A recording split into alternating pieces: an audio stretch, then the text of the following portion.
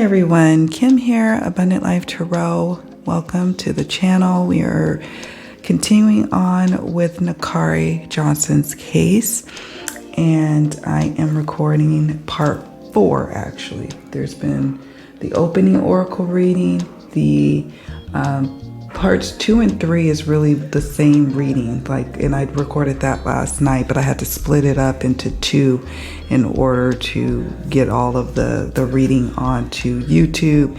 And now we're at the closing oracle reading. But before I get to the oracle reading, I did do a trance channeling session, gazing into my crystal ball, as well as after I did that and sat with her picture, sat with Nykari's picture for a while, I posed some questions to her and was receiving answers through my divinatory dice. And I wrote down some things that came up in what I was doing here. So, in terms of what I saw when I was gazing in my crystal ball, 2 flames that are drifting apart. It felt initially someone close. It was a bigger than life or bigger than her or older than her person. A flickering flame. She's alive, but not necessarily safe. And here are the questions that I posed and then the answers I got from my divinatory dice. If you look here, there's different answers that I have on them. Okay. And then these are numbered. Oh my goodness. They are numbered. I'll grab that one in a moment. It's not important to reach over there. So the first question I asked was, are you in danger? Interestingly, I got a no answer. I asked, are you alive? And I got definitely. Where are you? Definitely. Okay. Then I asked, do you wish to be found? I got yes. Are you being held against your will? I got yes. Is this anything to do with human trafficking? I got no. Do you know who is holding you against your will? I got no. Did your boyfriend have anything to do with your disappearance? I got the answer no, which I found interesting based on what was coming up in the card readings that I did with the tarot and oracle decks. I then asked, are you scared? And I got definitely. Then I asked about, did she meet up with her boyfriend on December 27th to December 28th? We got no. I sensed that maybe she had linked up with him earlier in the day, but not at the time in question. Okay, so there is some truth to what he was saying, that he didn't actually see her as planned for that midnight rendezvous they were supposed to have, okay? Does your boyfriend know what may have happened? And then this was the interesting answer. We got definitely. Then I asked, have you been SA'd, sexually assaulted? And then the answer was yes. Okay, has the person physically hurt you? She says definitely. Are you mad at your boyfriend? She says yes. And this could just simply signify that she felt like maybe he could do more, or he should have been there. Or maybe I do sense that there was some sort of argument that ensued that he feels guilty about.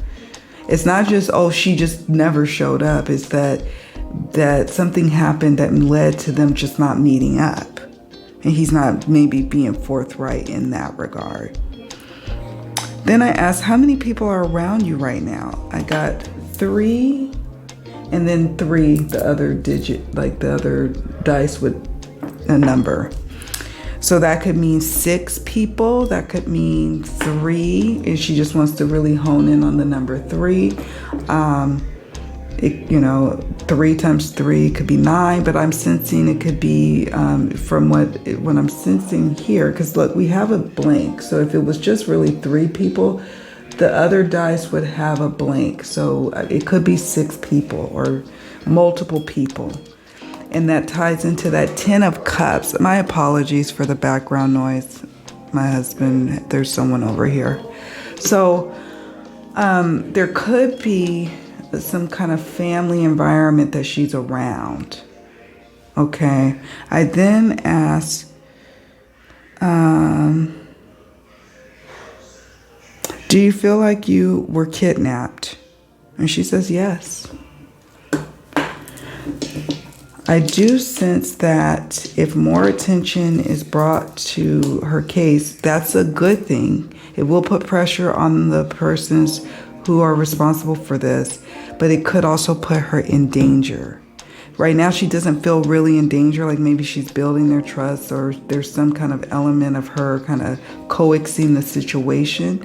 But I do sense that as time wears on, as we move into that time period of Hanged Man, I might have to tell him to be quiet in a moment. Actually, I might just do that because I can't even concentrate. Hopefully the person leaves. I'm like, oh my goodness. So anyways, back to her reading. The Hanged Man, I'm trying to recall what else came up. There was something that came up where we're entering a time period like in late February to March, and then maybe March into April, where if she's not found in that time period, there could be the growing risk of some harm happening to her. The more this person or persons feels threatened, feel their freedom threatened, or feel that they're going to be caught, this could be an issue for her. So just bear that in mind. Now we wanted to ask more about where she may have been at or taken to, or any clues, any additional clues that either Spirit wishes to share about where she may be at, what may have happened to her, who is responsible. So this is the closing oracle reading. And some cards are going to make sense and some cards are just not going to, and that's okay. We'll just take what Spirit wishes to share with us and go from there. Okay, we've got cave, inside, underground tunnel. Okay, underground stands out to me. Inside stands out.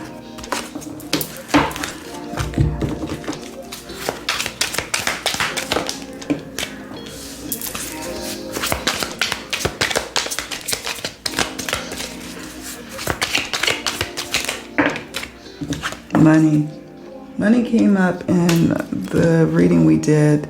It's come up a couple of times. And it's interesting to me. What could the money part be speaking to or saying? I don't know. The spot is hot.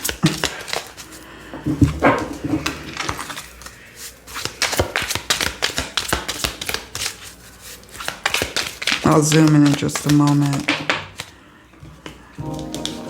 Betrayal, summer,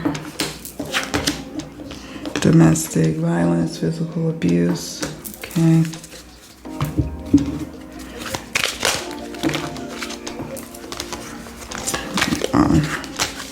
Got a mess of cards. I want to actually pull some of these distance cards. It's distance and directional.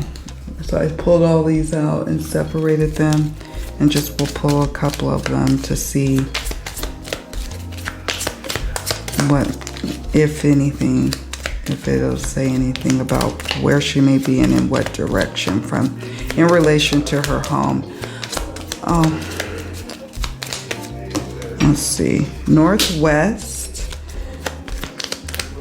I might have to play some music over this to drown out the background noise. Spirit, any additional insights on where she may be, or like anything else you wish to share? This is interesting.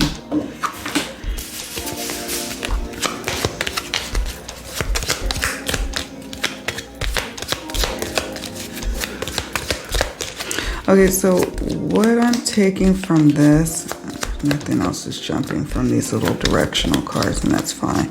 What I'm taking from this is that she's somewhere northwest of wherever she was. I can't tell if she left from her cousin's house. Like, so at 9 p.m., her mom saw her, right? And then is it that she went to her cousin's house and then she was supposed to leave from her cousin's to go to meet her boyfriend? Whatever the case may be, we've got 15 to 35 kilometers, which is kind of a short distance. So northwest of that. And then from there, this person or persons who are responsible may have taken her 200 to 500 kilometers away from even there. Okay, so that's in a northwest direction. I'm going to zoom in just for a moment, and then I'll zoom back out when I lay more cards. So inside or underground, kind of sight unseen, she could be in a place that's hidden near a swampy area. So maybe not right in the city limits, just outside. There are swampy areas, kind of like marshy kind of areas in that area. But this is going 200 to 500 kilometers. I'm not quite sure what that translates to in miles. I would have to look that up. That she was transported and moved. And we saw that with the wheel card in the opening. With the opening oracle reading. So whenever I get a vehicle card, this tells me that there was a vehicle involved in the movement of her. Oh my goodness. Keep getting interrupted. So we have money. Money is involved somehow. It's like plans to do something related to money with her. They're using brute force. This is, or it could just be that this is somehow involved in her life, not necessarily from her family, even not necessarily from her boyfriend, but there's something like this going on here. Some information that may be revealed, or summertime is of importance to this case. There's a sense of betrayal related to this case, somebody feeling betrayed, and that's kind of what I was picking up on here with, the boyfriend may not have had his hands directly involved, but he knows something, and she knows that he knows something, or she feels betrayed that he just kind of left her high and dry, and he could have been there to meet up with her, but he didn't. There's some sort of last minute changes or plans or something to that effect. Not quite sure what to make of this. It could be left her high and dry, or the spot is going to get hot. I'm not quite sure yet what this card means. And we've already discussed these cards. So that's what I've got coming up here. I'm just going to move these up. So we're going to pull some additional cards to see if we can get any additional clues as to where she may be or who may be responsible. So yeah, we're just going to pull some additional oracle cards. Spirit, is there anything else you wish to share?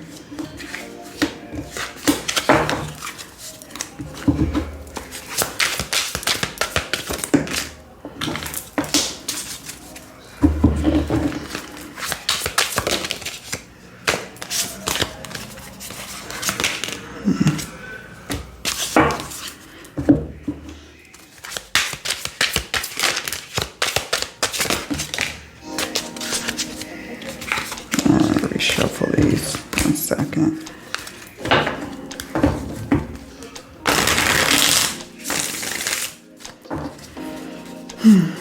Anything else you wish to share about where she may be, what may have happened, who is responsible, any of that? Oh my goodness.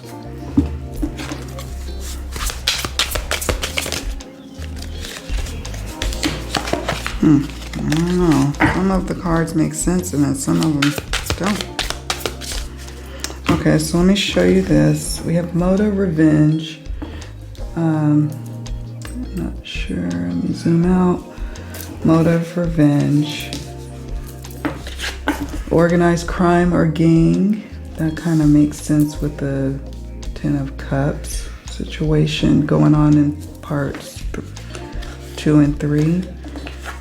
Daughter, she is someone's daughter, and I don't know if this has anything to do with the fact that she disappeared, but she is someone's daughter. Okay. This card came out, I believe, in part 1, the opening oracle reading, and it says unloved, unwanted. There's definitely that going on here with her. And I don't know, not valued. Could be maybe she didn't feel valued by the boyfriend. He kind of left her high and dry. This card came up before, the father card. Somebody's father is aware of the situation and knows more than letting on, or has been helping or guiding. We've got another motive card, monetary gain. Monetary gain. Backyard, in somebody's backyard. Could be, you know, she might be held in a shed or a small house, casita, in the backyard. It could be that something's happening in your own backyard, like that saying. You know, I know that when she left, she went out the patio doors. At least the patio doors were open. Now, what's interesting to me is we have robbery or burglary gone wrong, but it could be like burglary, breaking and entering situation. Revenge. Who is trying to get revenge? And father, monetary gain as well. That ties into the money card. All right. Any additional insight, Spirit? Any additional insights about where she may be?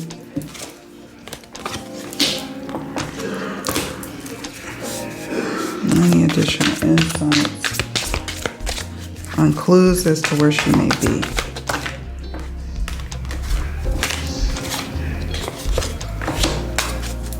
I don't know. Let me move these over. Make some room. Getaway and beach. So it could be that she was taken somewhere, maybe going towards the coast, or past the delta. Like it would need to be about 200 to 500 kilometers. I'll have to look on the map to see how far that is. A place that's typically known as like a destination. California, even in Northern California, there are places that are like a getaway.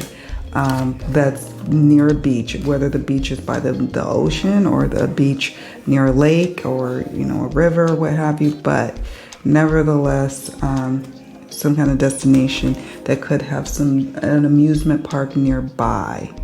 That's interesting to me. I'm thinking of a couple of different places from when I lived in California of like approximate distance with 200 to 500 kilometers and where some amusement parks may be nearby.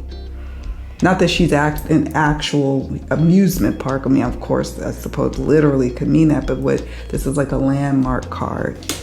Sometimes these are landmark cards and nothing more than that, as is the chapel card.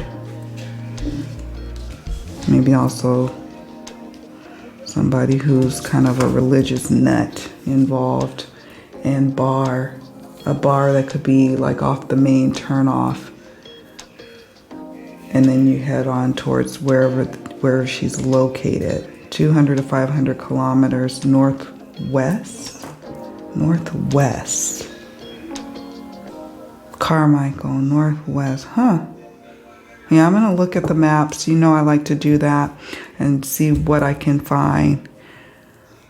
Looking at northwest, anywhere with these distance cards, with these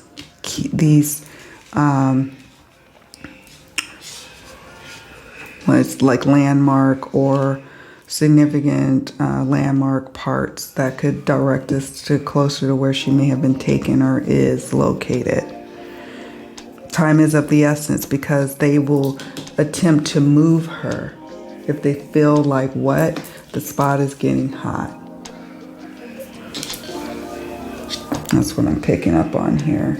I'll see if I can get any clues, and then we'll wrap this up on who may have done this or who some of the key players are, some key traits. We have lazy or droopy eyes. We did get European descent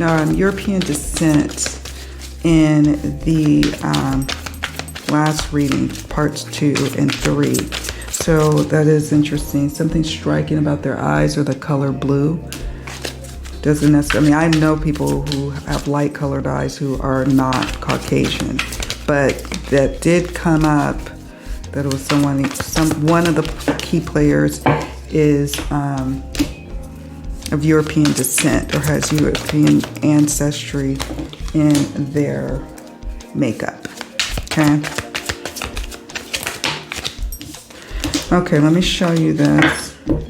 We have lazy or droopy eyes, something about their eyes, something about the person's eyes, and remember the dice said there was multiple people involved, so she could be kind of glancing around looking and picking up on things that stand out.